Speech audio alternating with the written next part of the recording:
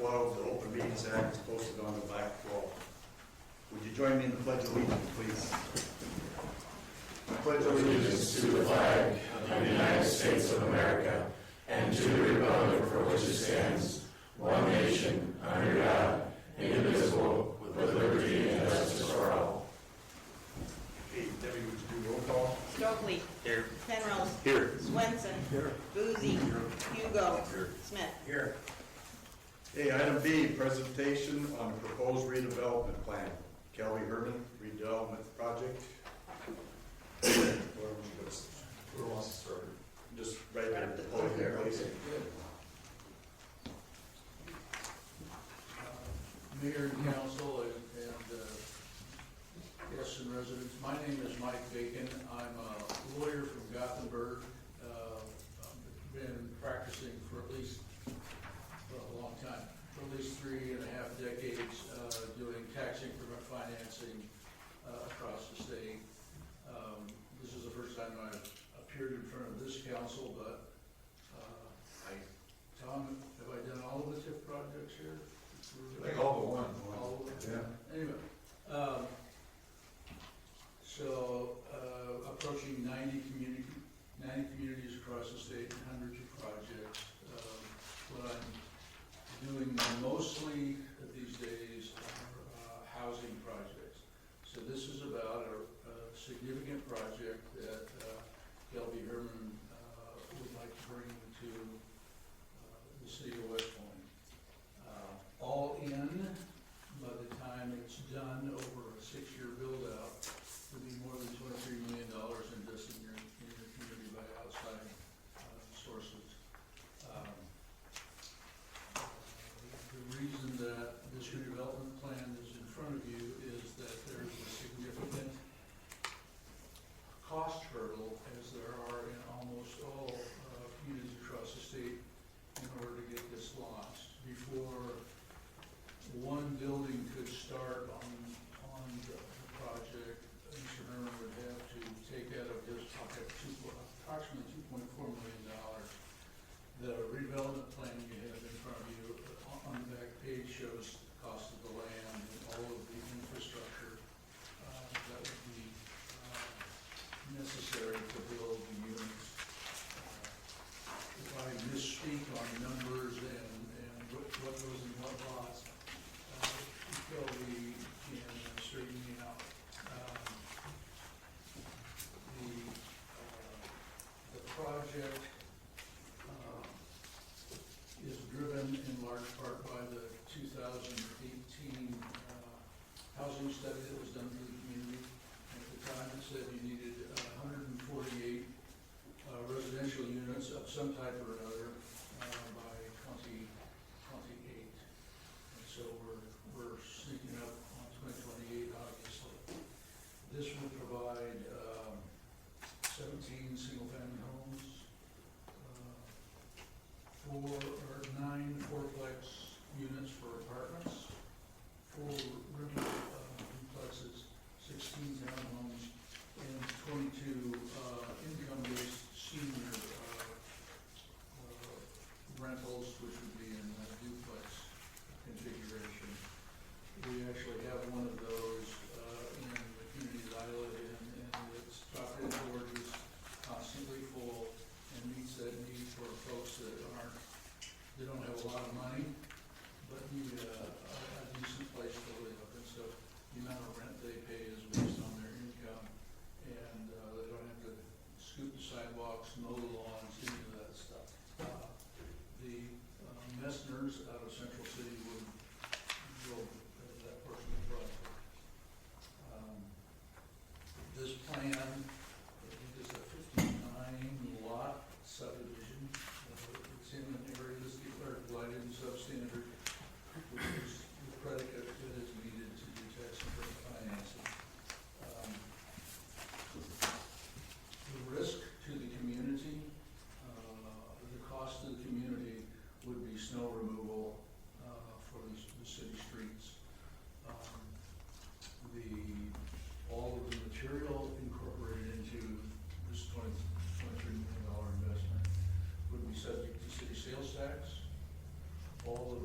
tax on the site as it exists today would continue to be paid to the normal taxing entities. The increase in taxes as a result of the build-out, they're asking that those be, county treasurer will keep 1%, but the balance of those would go towards a TIF bond to be owned by Mr. Herman. He's given, in my calculation, a pretty aggressive build-out and valuation on that.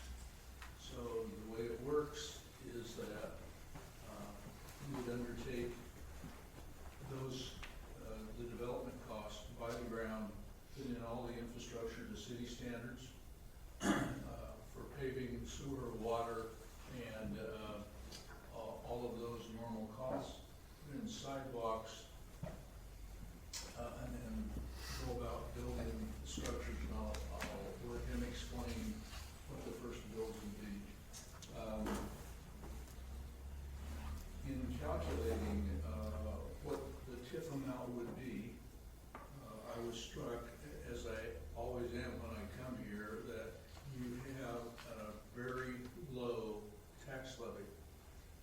It's at least 50, in some cases 80 basis points, or 0.8% lower than a lot of the communities I work in, which is awesome for you folks. Which is really good.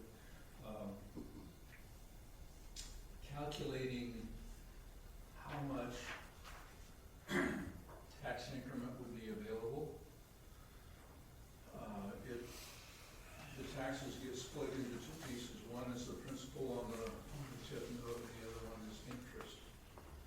The principal, using a very aggressive build-out over 6 years for this $23 million investment, would come out about $1.8 million or thereabouts, which is significantly less than the 2.4 needed to start the project.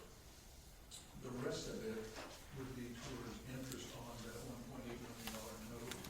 So you'd end up with let me get the number here. About 3.7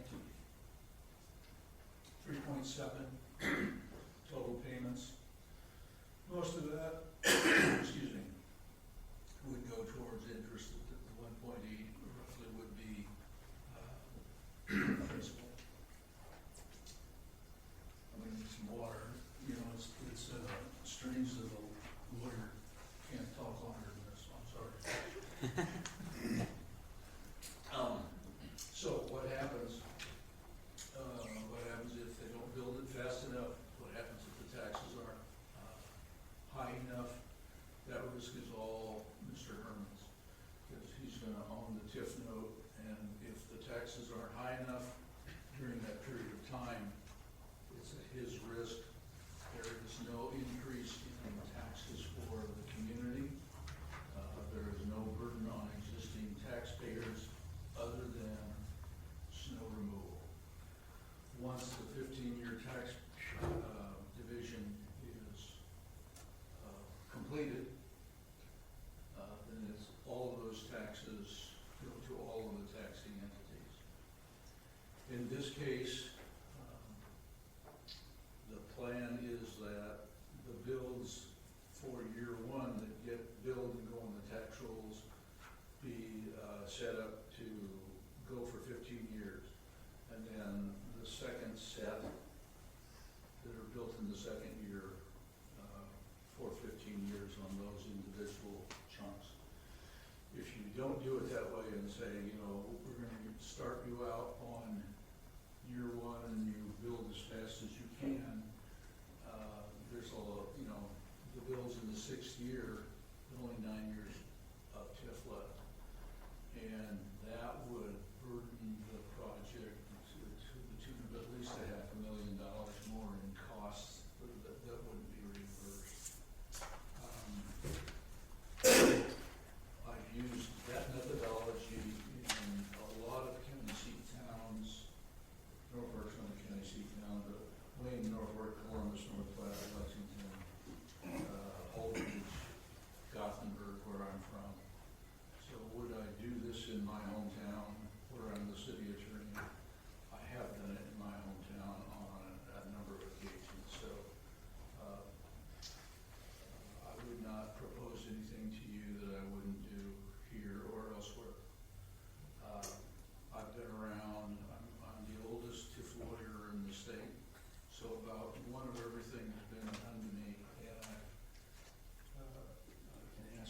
questions, and one time I said, well, if anybody can come up with a new question for me, I'll give you $10. And some wiseacre says, how far is it to Venus? I took out my $10 bill and never did that again. So anyway, be glad to talk about process. What's in front of you tonight, this is just kind of a understand the process, ask all the questions, and if this makes sense to you, then there's a resolution in front of you as the community development agency to say, okay, we'll send this on to planning and zoning for a hearing, and it would come back to you later. Just like you did in the DASC lockers. That's looking great, by the way. Anyway, glad to answer questions on process, how the calculation is put together, and that sort of stuff. This is really, like 57 or 58 sections of the statute, so it's really complex. There are no dumb questions. Glad to answer any questions. Yeah, would you go back to talking about the staging of it? You know, where you did that initial 15 years based on how many units versus the next batch versus the next batch? You bet. Sure. So what happens is, we generally say, if someone pulls a building permit for a lot in 2025, that would go taxable 1/1 of 26. And so if he builds 10 units in 25, that goes taxable in 26. And those 15 years on those 10 units goes taxable 26. If he builds another 10 in 26, they go taxable in 27. So those go 1 year longer, and so on and so forth. Now, most city clerks would rather grab me by my necktie and tighten it real tight to have to go through that process. And I'm very, very, very sorry. The beauty of this is the monkey is not on city staff. The form that was filed for ASC lockers has to be prepared by Mr. Herman and delivered. So it's there, and it goes, and hopefully in 6 years, you're done with that. And then it's just whatever taxes come in and go on the TIF note. So it's level 1, level 2, level 3, level 4, but all of it run for 15 years. Right, so once this is initiated, it just rolls up, or there's no Right. coming back periodically that's No. this. And no one house are the taxes divided for more than 15 years. Okay. And if it all comes in at a higher level of valuation, because right now we're estimating, I looked at Tom's house, and what you were initially assessed at is way lower than it currently is. So there's assessed valuations that grow. That all that assessed valuation tax goes to pay off the TIF notes, and I've had many in the state that actually pay off early. So then my other question is, with the TIF projects, for like the Travel Plaza, for example, and even ASC lockers, once we initiated that TIF, it was a 15-year TIF, but by the time the county assessed it and everything, they only actually ended up collecting roughly 13 years of that. Is that similar here? Yep, Okay, absolutely, so the same window. absolutely. Yep. So so to a point, the county's gonna drag this a little bit as to when they assess everything. Yes. Okay. That and demand for purchasing the houses go, yeah. Okay. I've not been in very many communities where there's a decline in value. Matter of fact, you don't want to be in a community with a decline in value, because that means you're dying. But I was telling David, your population, we used to think that Gothenburg and West Point were just dead bang on the same population. Well, West Point's beaten Gothenburg by a couple hundred or 250, so. Yeah.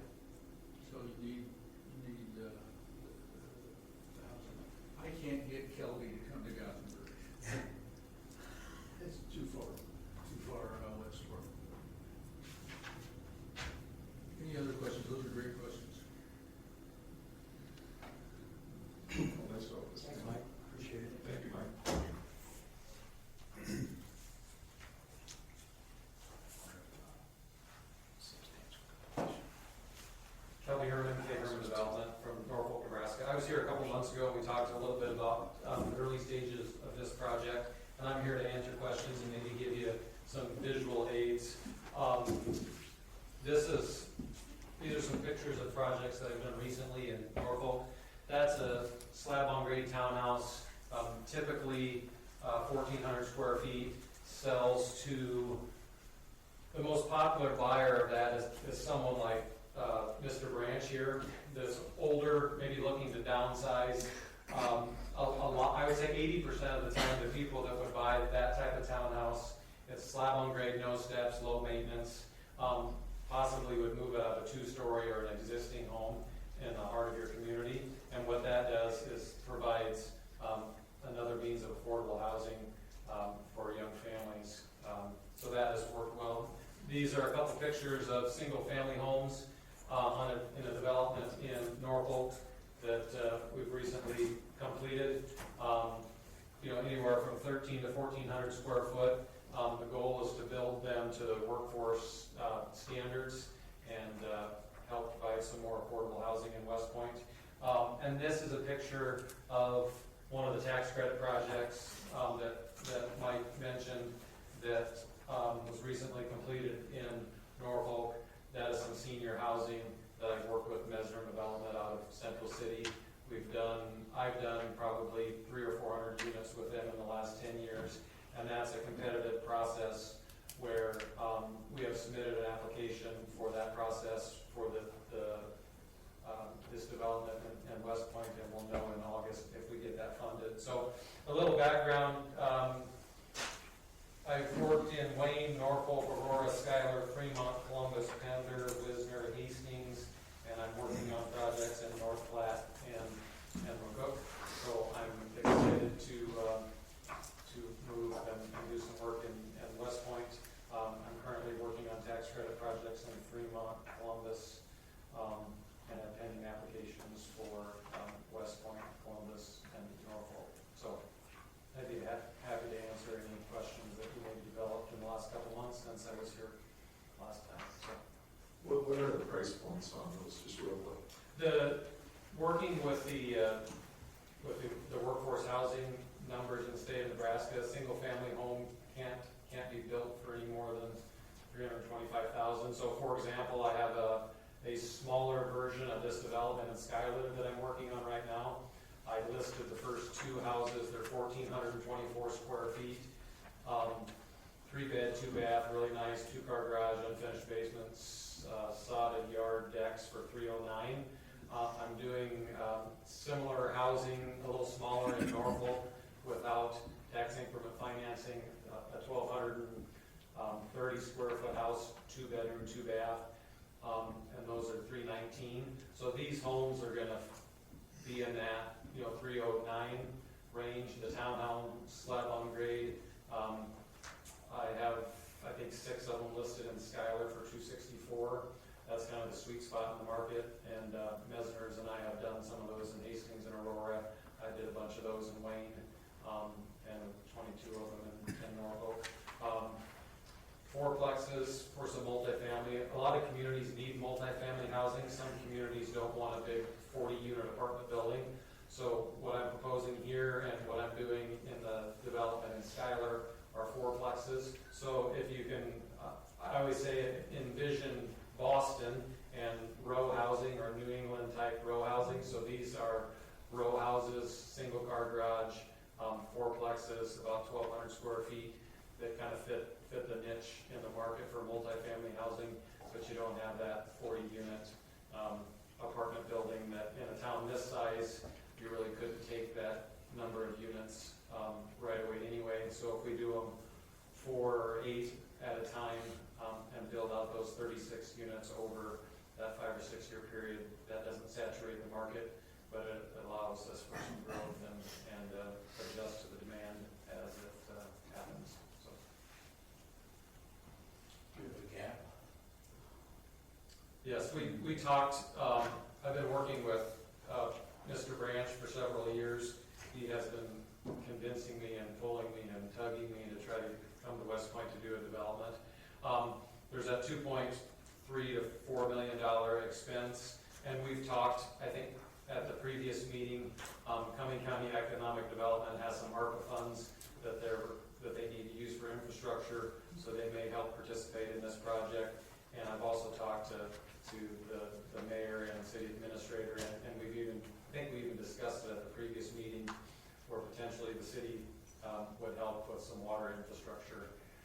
And once all those bids come in, we can discuss what those numbers potentially will be, so.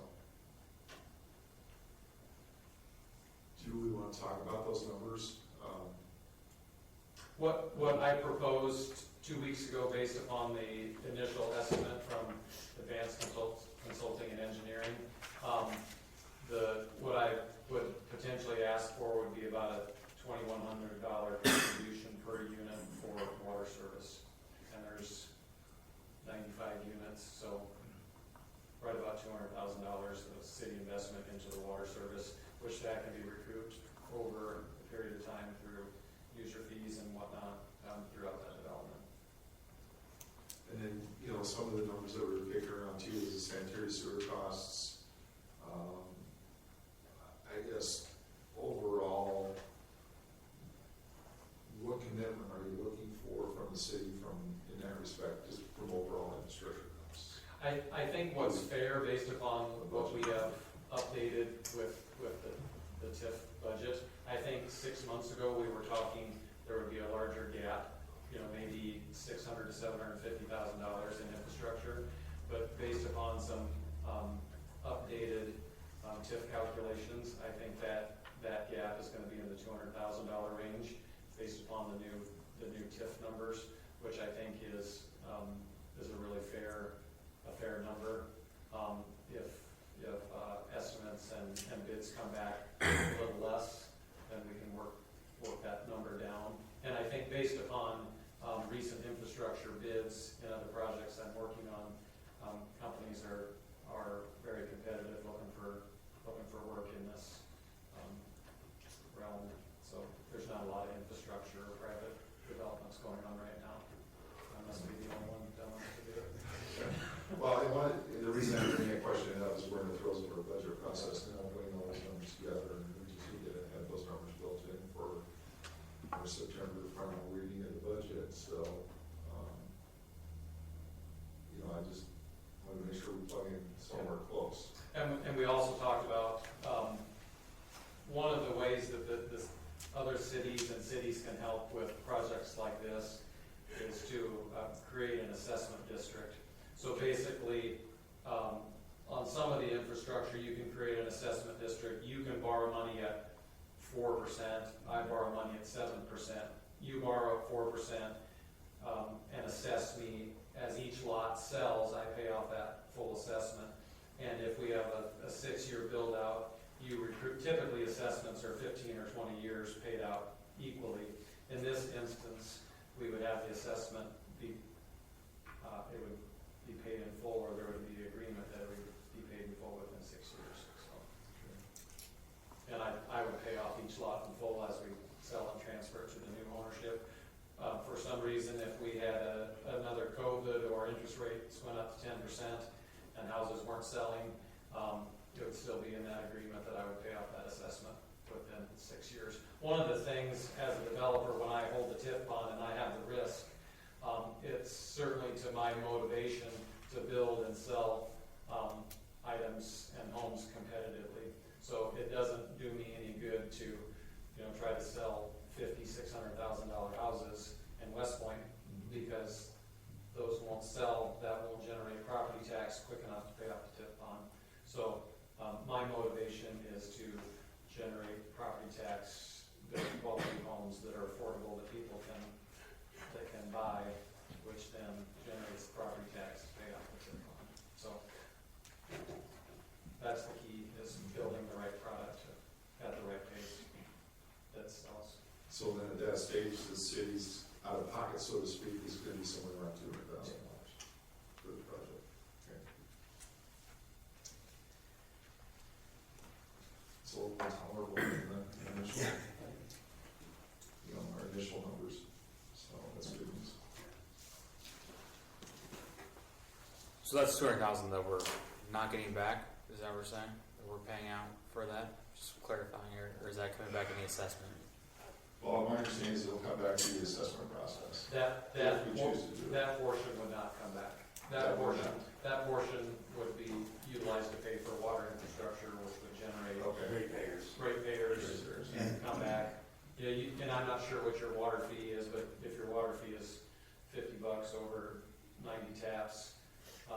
That's gonna take you, 5-6 years to recoup that back. So,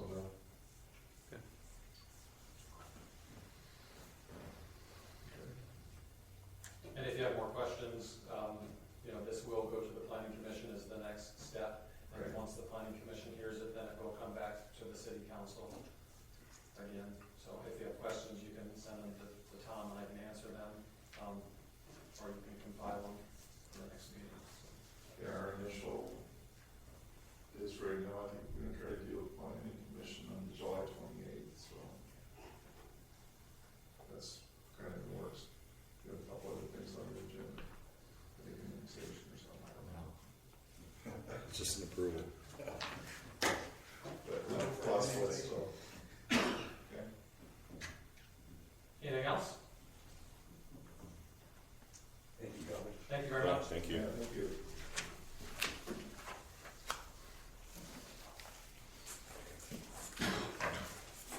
So at this stage, you have that resolution.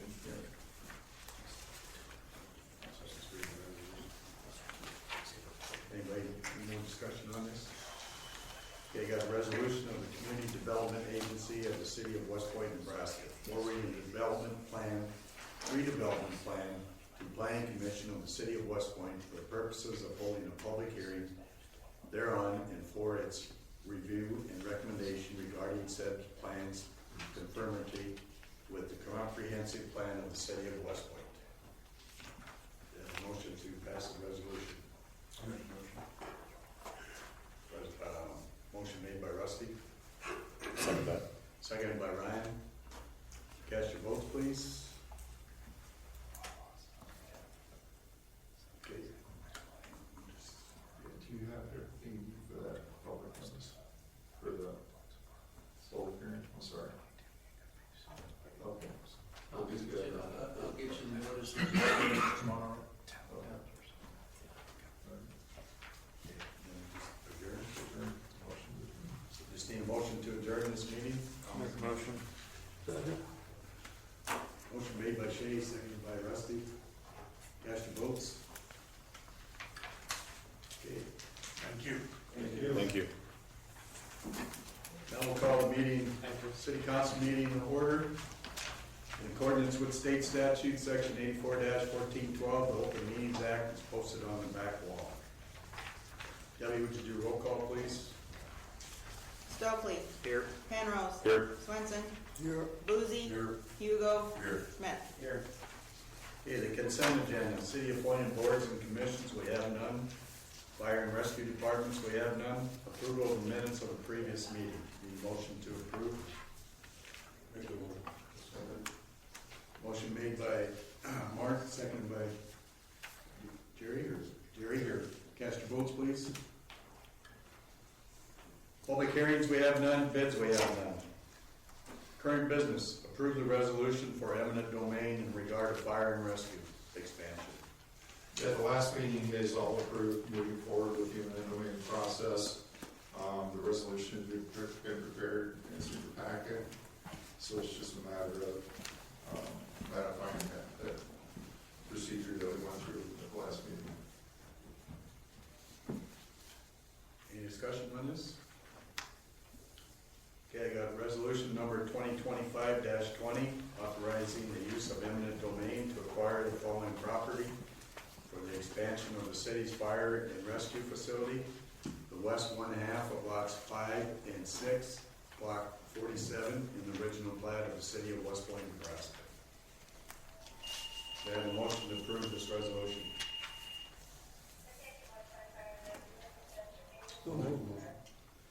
Motion made by Mark, seconded by Tom. Cast your votes, please. Okay.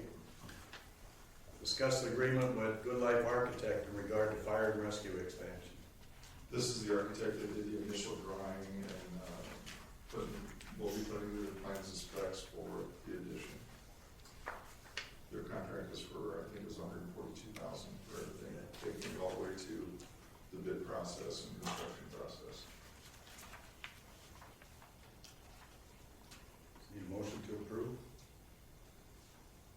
motion. Motion made by Shay, Second. seconded by Mark. Cast your votes, please.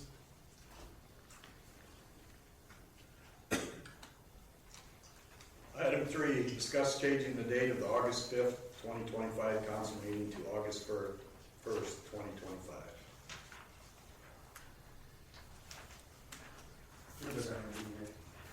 Huh? Three of us. Three. Three of us actually. Well, it could have been 4, I gotta come back from somewhere, just they had a meeting on August 1st. Yeah. Good thing you're retired. I'll make a motion. Second. Motion made by Shay, seconded by Rusty. Cast your votes. Okay. 5, accept the resignation of council member Ryan Penrose. Just need a motion to approve. Thanks for everything, Ryan. Yeah, Appreciate your absolutely. service. Too late. I don't want to approve it. No? Too late. Yeah, exactly. Well, thank you for everything. It's been a pleasure. Appreciate that. I'll make the motion. Motion made by Rusty, I'll second it. seconded by Shay. Shay. Cast your votes. Ryan, you get Oh, I can't vote. Thank you. Okay. Reports, I don't have anything. I don't think I have anything this time either. Mark? Jerry?